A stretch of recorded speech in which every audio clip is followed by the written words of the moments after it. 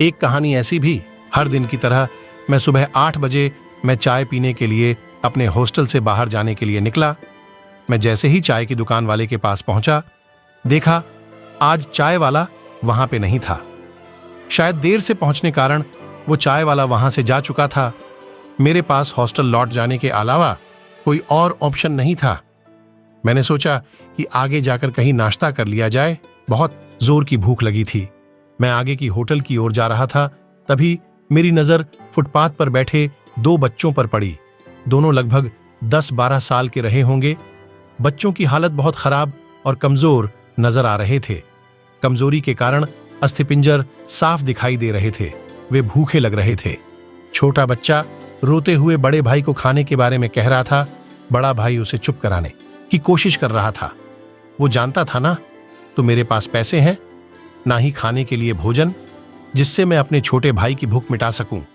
वो भी लाचार बैठा भूख से पागल हुए जा रहा था। मैं अचानक रुक गया। दौड़ती भागती जिंदगी में एकदम से ठहर से गए इन मासूम से बच्चों की ऐसी हालात को देख मेरा मन भर आया। इनकी भूख को देख मेरा भूख खत्म सा होगा। सोचा इन्हें कुछ पैसे दे दिए जाए।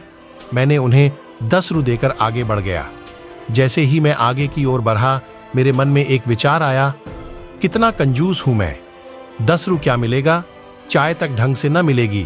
स्वयं पर शर्म आई, फिर वापस लौटा।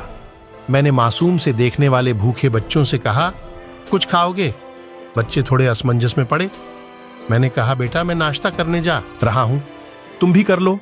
वे दोनों भूख के कारण तैयार हो गए।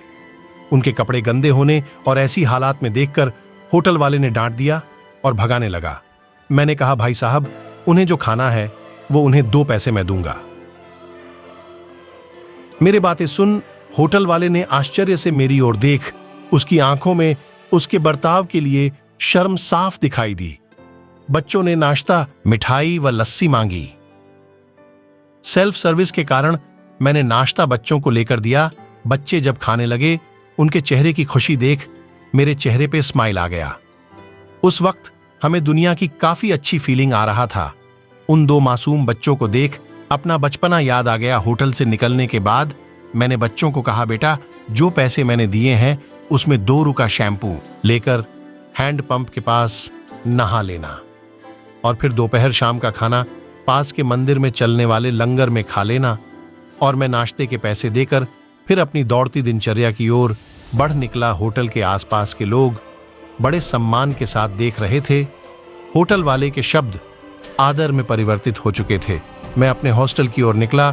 थोड़ा मन भारी लग रहा था, मन थोड़ा उनके बारे में सोचकर दुखी हो रहा था। रास्ते में मंदिर आया। मैंने मंदिर की ओर देखा और कहा, हे भगवान आप कहां हो? इन बच्चों की ये हालत, ये भूख, आप कैसे चुप बैठ सकते हैं? मोरल, आज हमारे आसपास मैं ना जाने ऐसे कितने लोग हैं जो गरीबी के कारण एक पल के लिए खाने के लिए उनके पास भोजन नहीं है और ना ही उनके पास पहनने के लिए कपड़े है। जहां पे इस तरह के बच्चे आपको देखे, आप उनकी मदद जरूर करें। जितना हो सके उतना मदद जरूर करें। उसके बाद आपको जो खुशी मिलेगी ना, वो और खुशी कहीं और नहीं मिलने वाली। आपको हम बदलेंगे, युग बदलेगा, हम सुधरेंगे, युग सुधरेगा। आपको कहानी कैसी लगी हमें आप अपने कमेंट के माध्यम से बता सकते हैं। ऐसे ही मजेदार और दर्द भरी कहानी सुनने के लिए चैनल को सब्सक्राइब करें।